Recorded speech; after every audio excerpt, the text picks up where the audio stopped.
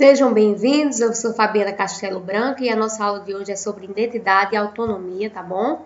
Mais especificamente sobre o tema cultura, tá bem? Mas o que é cultura, tá bom? O que é que a gente compreende por cultura?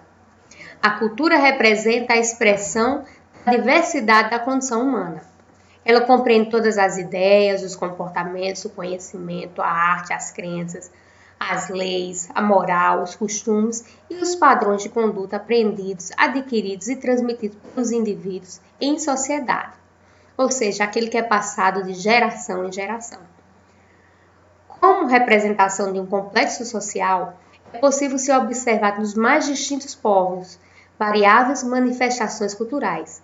Assim, a diferença é um pressuposto básico à cultura. Esta presente no processo histórico de todas as sociedades, ou seja, todas as sociedades têm a sua cultura, tá bom? E no mundo não podemos pensar em cultura sem pensar em diversidade cultural. Desta maneira, seria possível interferir na atual concepção do mundo, faz-se necessário nas relações dos direitos humanos e cultura. Por que se faz necessário relacionar direitos humanos e cultura? Porque esses pontos levam-se a uma análise em uma questão a respeito da nossa diversidade cultural. Por quê? Porque quando a gente pensa em direito internacional e Declaração dos Direitos Humanos, que foi constituído em 1948, se falou em concepção universalista, ou seja, no ideal de direitos humanos universais, tá certo? Mas nesse ponto, não se pensou muito na efetivação do direito à diversidade cultural, tá bom? Coisas que devem ser levadas em consideração quando se pensa em concepção universalista, tá bom? E aí a gente entra nos contextos importantes de cultura, né? Por que existe preconceito, racismo, essas questões? Né? O primeiro ponto é porque existe etnocentrismo. O que é o etnocentrismo?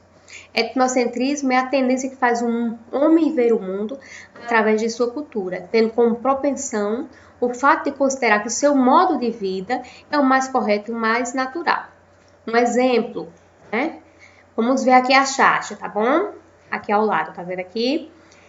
Aqui nós vemos a religião cristã, né? Então, a religião cristã adora o Cristo, né? E para isso eles acham que isso é o mais correto, o mais natural. Então, tudo que eles veem de diferente, como aqui a religião africana, eles começam a criticar, tá bom? Enquanto que para o africano, essa sua crença é a mais correta, né? Se ele for pensar, ele vai pensar a mesma coisa da religião oposta, porque a gente tende a achar que o nosso contexto de vida é sempre o mais correto e o mais natural. Por quê? Porque a gente já está habituado a ele. E a gente termina o quê? Levando a religião do outro como se não fosse algo importante, tá bom?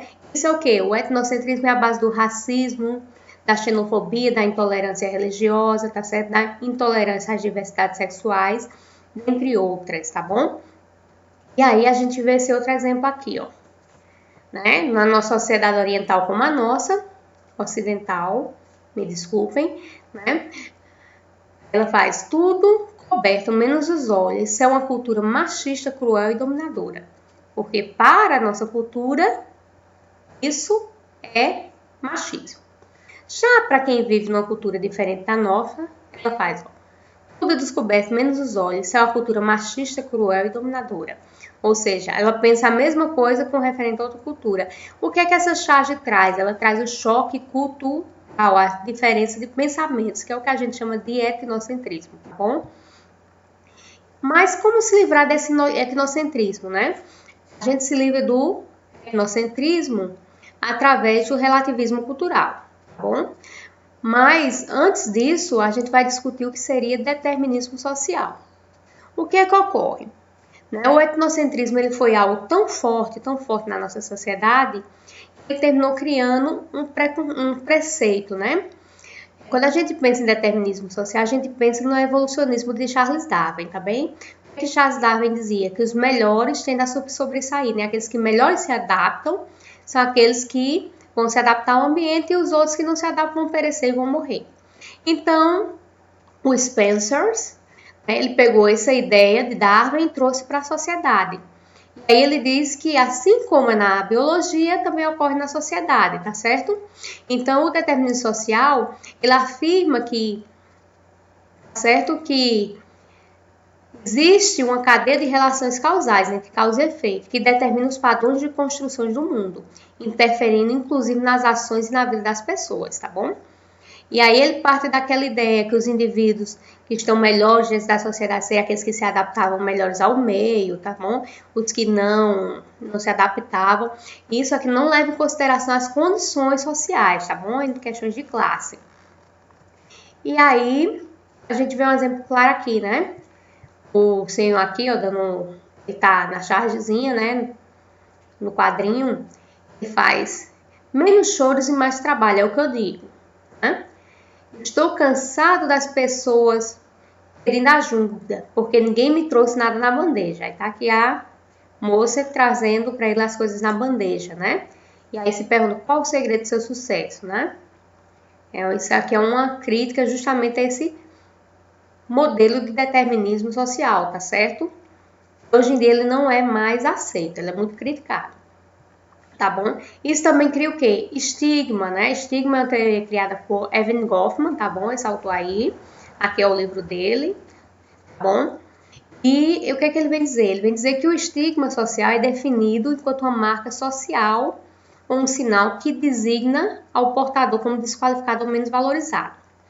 Segundo a definição de Goffman, a situação do indivíduo está inabilitado para aceitação social plena. O que é que a gente vê, né? Aquelas pessoas que não se enquadram nos padrões normativos da sociedade, elas são excluídas, elas são estigmatizadas, né? As pessoas que têm tatuagem, que usam piercings, né? Homossexuais com trejeitos. Por quê? Não é algo, gente, isso aqui não é algo natural, isso é tudo criado socialmente, tá bom? E aí a gente entra naquele conceito que eu falei lá anteriormente, em relativismo cultural. O que seria o relativismo cultural, tá bom? Relativismo cultural, ele surge como uma crítica, tá bom? A esses modelos anteriores que eu mostrei. Então, o que é que ele vem dizer? O relativismo cultural é uma teoria que implica na ideia que é preciso compreender a diversidade cultural e respeitá-la, reconhecendo que todo sistema cultural tem uma coerência interna própria. O relativismo cultural é um instrumento metodológico fundamental, que possibilita que o pesquisador realize em culturas diferentes da sua um trabalho antropológico sério, compreendendo que os traços culturais têm um significado e compõem o sistema cultural daquela sociedade ou daquele grupo. Ou seja, uma pessoa que utiliza o relativismo cultural, ela vai ter o quê? Tolerância, ela vai entender que a religião do outro, que a cultura do outro, que o modo de vida do outro, né? O modo de pensar do outro, a ideologia, é tão importante para o outro quanto a sua é para você, tá bom? Não quer dizer que você agora vai fazer o que o outro vai ou vai participar da vida ou da religião do outro, mas você vai compreender que para ele aquilo é tão importante quanto a sua é para você, tá bom? E aí a gente entra no conceito de sociabilidade violenta, né? Certo? O que é sociabilidade violenta? É justamente aquela sociabilização que a gente faz dentro dos padrões de estigma dentro da sociedade, né? Esse termo é utilizado para entendermos a transformação da sociedade que é regida por um conjunto de regras, normas e leis para o convívio e equilíbrio entre indivíduos, e foge dessa noção, né? Para ser mais exata, ela define violência como ela está instaurada no ambiente social que vivemos, como interpretação da criminalidade. Exemplo de hoje, né? No Rio de Janeiro, é um exemplo claro desse conceito. Como assim? A sociabilidade violenta é a forma que as pessoas que estão às periferias da sociedade muitas vezes conseguem, né? Elas vão para a sociabilidade violenta para que elas possam sobreviver, né? Como exemplo do Rio de Janeiro, vamos pegar um exemplo das favelas do Rio de Janeiro. O que é que ocorre? As pessoas da favela, elas não têm muitas condições de vida. Então, muitas vezes, elas terminam o quê? Praticando atos violentos para poder ter o seu lugar, para poder se sociabilizar dentro da sociedade. Parece até assim, oxe, não vai se sociabilizar, muitas vezes não, né? E aí a gente também entra no termo de segregação socioespacial, né? Que é justamente essa divisão aqui, ó, entre os centros, nos grandes centros e as periferias, né? O que seria esse termo, né? É também chamado de segregação urbana, se refere à periferização ou marginalização de determinadas pessoas ou grupos sociais por fatores econômicos, culturais, históricos ou até raciais nos espaços das cidades. No Brasil, temos exemplos de segregação urbana mais comuns, as favelas, habitações de áreas irregulares, cortiços e áreas de invasão. Né? Em alguns lugares, como nos Estados Unidos, tem bairros somente de negros, como o Brooklyn, né? Dificilmente você vê uma pessoa branca lá, porque lá a segregação racial foi muito forte. Né? Isso ainda acontece. E aí a gente entra no contexto de identidade individual e coletiva. O que é identidade individual e o que é coletivo? O que é que faz parte de mim, o que é que faz parte do todo, do grupal, né? A formação de identidade pessoal, ela vem da autoidentidade, né? O que é isso? É o julgamento dos seus atos, né? Isso é de acordo ao seu padrão moral, ético, a imagem que você tem de você. Enquanto a identidade coletiva já é a imagem que os outros fazem de você e sua interação com os outros. Através do quê? Através da ideia de pertencimento, tá bom? A identidade coletiva, ela ocorre principalmente pelo processo identitário de pertencimento, como exemplo as tribos urbanas. O que são tribos urbanas? São pequenos grupos que se formam dentro das cidades, onde as pessoas começam a fazer grupinhos porque se afinam com outras, né? Criam um processo de identidade de pertencimento. Um exemplo, vamos pegar um grupo religioso, né? Ah, tem um grupo religioso. Ah, aquele grupo ali é o grupo da igreja tal, todo mundo age dessa forma. Ah, eu me identifico, eu acho que eu sou assim. Então, você vai entrar no grupo. Então, por você achar que você pertence àquele grupo, você que está criando uma identidade social ou identidade coletiva. Tá bom? E aquilo que você acha de você é o que seria a identidade pessoal, que é a auto-identidade, tá bom? Grupos de punks, de hippies, tudo isso entra dentro das questões de tribos urbanas, tá bem? Os emos, tá bom? E aí a gente entra num conceito interessante, que é o de conceito de mobilidade social do Zygmunt Bauman, né? O autor da Sociedade Líquida, né? Para ele tudo é líquido, tudo é fluido, né? E eu vou deixar até para vocês a sugestão de filme falando um pouco sobre isso, tá bom? Aí, para Bauman, a mobilidade social é uma das novas formas de distinção social, uma vez que é através dela que haveria a possibilidade de deslocamento social. Ao mesmo tempo que ela demora a estrutura social polarizada na sociedade, distinguindo em classes sociais, ela também restringe e segrega certas classes socialmente. Um exemplo, lembra lá quando a gente trabalhou lá atrás a questão da segregação espacial, os ricos e os pobres? Pronto, ali as duas polarizações, tá bom? Deixa eu voltar lá a imagem, tá bom? Aqui. Tá vendo essa imagem? Aí você vê bem certo ó, a polarização entre pobres e ricos, tá bom?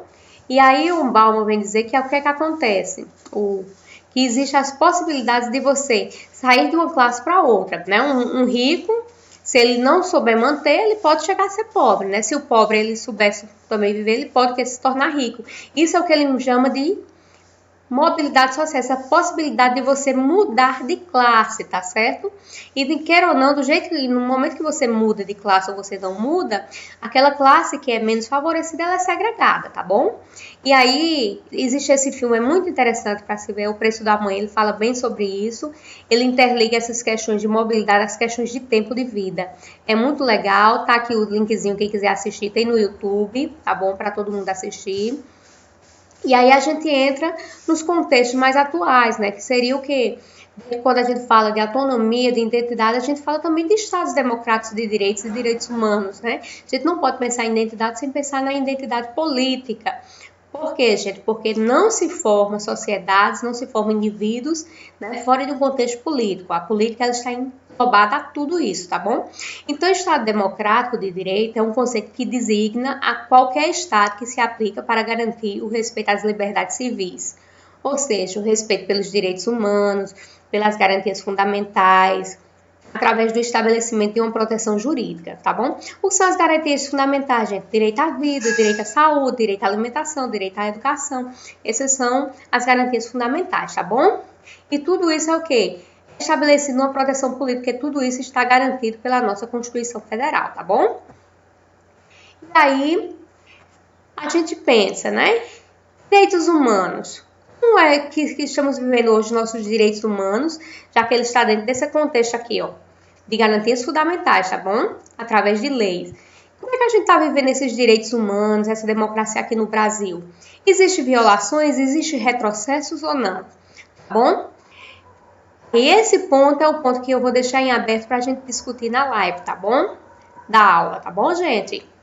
Sobre direitos humanos, democracia e violações e retrocessos. E tudo isso, querendo ou não, dentro daqueles conceitos que eu já falei anteriormente, tá bom? A aula de hoje nós ficamos por aqui, tá bom? E nós nos vemos mais tarde na live, tá bom?